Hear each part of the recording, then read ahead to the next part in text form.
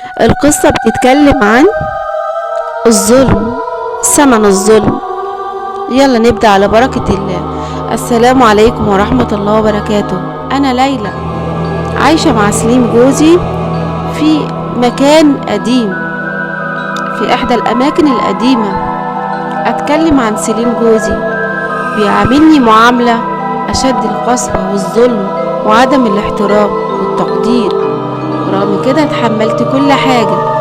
كنت مفكرة إني صبري عليه هيتغير، لكن بالعكس ازداد ظلم ليا. حتى بدأت أحس إني عايشة في سجن، أنا وأولادي عايشة في سجن. كل اللي كنت بحلم بيه مفيش غير استخدام الصمت والدعاء لسليم. سليم بيعاملني بقسوة، ما كنتش مفكرة ان هو هيكون كده. قبل بداية حياتنا كان ظاهر لي بحاجة غير كده، اسلوب شخصيته كانت غير كده معايا. لكن ما كنتش اعرف ان سليم معجون بمية كذب، بيكذب كتير، والكذب بيخليه بيعمل تصرفات وحشة معايا، وبيخبي عني حاجات كتيرة، وغير خيانته ليا. وبرضه صبرت عليه وقلت جايز هيرجع لبيته وعياله. زي ما بيقولوا الراجل بيلف وبيلف وبيرجع لبيته، لكن للأسف الجملة دي دايما بنسمعها كتير، لكن دايما بنشوف غير كده. صبرت عليه، قلت يمكن صبر عليه ودعايا ربنا هيغيره. وقفت معاه في كل حاجة، مع الوحشة والحلوة وقفت معاه وصبرت، رغم حلمي ما كانش كده. بس انا اللي اخترت وانا اللي استاهل. كان الكل يقولي ده اختيارك، ما تتكلميش معانا، اختيارك انت اللي اخترتيه. اهلي وكله يتكلموا، واصحابي واصدقائي يقولوا لي ده اختيارك. جاتلك ناس كتيرة وكنت بتقولي لا لا لا، لحد ما وافقت على سليم، اللي هو كان من البداية بيكذب عليك وانت ما كنتش حاسة، علشان شدة حبك ليه عماكي عن حاجات كتير انت ما كنتش واخدة بالك منها.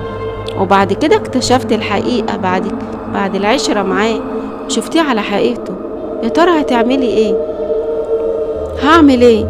صبرت على سليم، وكل ما بصلي بقول يا رب اهديه، لكن مفيش هداية.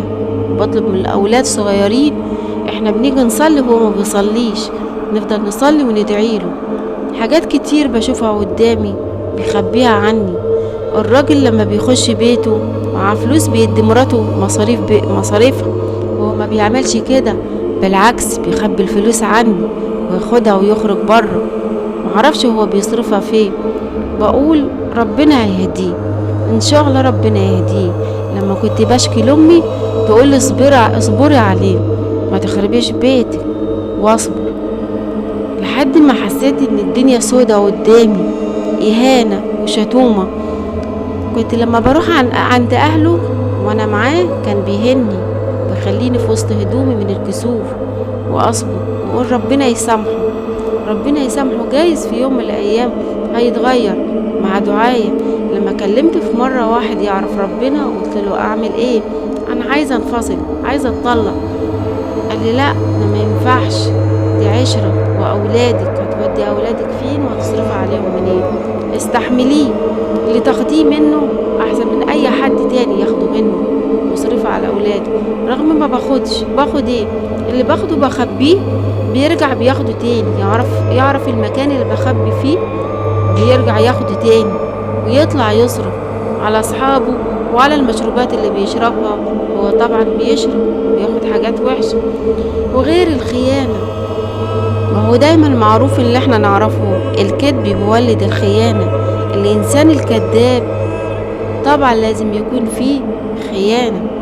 عرفت ان هو بيخوني مرة واتنين، لكن الحمد لله ربنا بيوقعه على بوزه وبيرجع البيت بعد ما بيخوني، وببقى عارفة هو بيخوني، وبقول يا رب رجعه عشان اولاده. صبرت كتير على قسوته ليا وعلى ظلمه ليا. جيت بعد معاناة ساعات ببص لنفسي في المراية مش انا، لا يمكن اكون انا. ازاي؟ طبعا لما كنت في الاول حاسه ان انا ورده مفتحه، زي ما بيقولوا انت خدك ورده مفتحه، بعد كده ايه؟ ما بقالكيش شكل ولا اي ملامح. بالفعل لما باجي ببص لنفسي في المرايه بحزن على نفسي، من شكلي، من عينيا، من ملامحي، من وشي.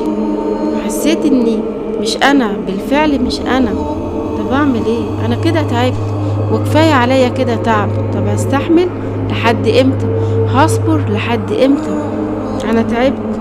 جه من بره سليم، انا تعبت بجد، انا تعبت. مش هينفع كده، لازم تتغير معايا، انا انسانه. حرام انت كأنك شايفني كرسي في البيت، ده يمكن الكرسي ممكن تنفضه، تعمل له حساب، لكن انا ماليش لازمه. حاسه ان انا ماليش وجود. كان نفسي جوزي لما كنا مخنوقه احكيله، افضفض معاه، اتكلم معاه، اشكيله، يصارحني، نحكي مع بعضينا، اشاوره، تبقى الحياه مع بعضينا، نبقى ايد واحده مع بعض. ما لقيتش ده كله، لقيتك تاركني. لما باجي اتكلم معاك تقولي اكلمك في حاجه بتكون مفيده لينا ولمصلحتنا، تقولي ده مش وقته، على طول تقولي مش وقته. كده حرام وكده كفايه. انا بجد تعبت. عارفين الظلم؟ انا اتظلمت فعلا من سليم، وغير الاهانات اللي انا بشوفها قدام قرايبه وهم يضحكوا. طبعا ما بيشوف جوزي بيهني، هم لازم يضحكوا. كده ينفع؟ مش هينفع. جيت في يوم فكرت خلاص كده، لما لقيت نفسي صبرت ومفيش تغيير من سليم، ادعيله مفيش فايدة، ربنا مش مستجاب لدعوتي ليه. اعمل ايه؟ بجد انا تعبت. الظلم صعب، كفاية كده. فكرت اني الرحيل هو الحل. جيت في يوم تركت البيت بهدوء دون اي مواجهة لسليم. فكرت ابدأ حياة من جديدة بعيد عن سليم وظلمه ليا.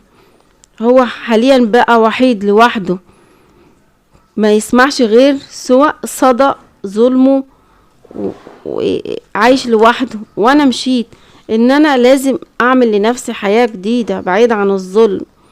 واخرة الظلم اقول لكم كلمة: من يزرع الظلم يحصد الندم، ولكن بعد فوات الاوان. يا ريت ان عجبكم الفيديو استنوني فيديوهات جديدة حصلت بالفعل. ما تنسوش تعملوا لايك واشتراك، والسلام عليكم ورحمة الله وبركاته.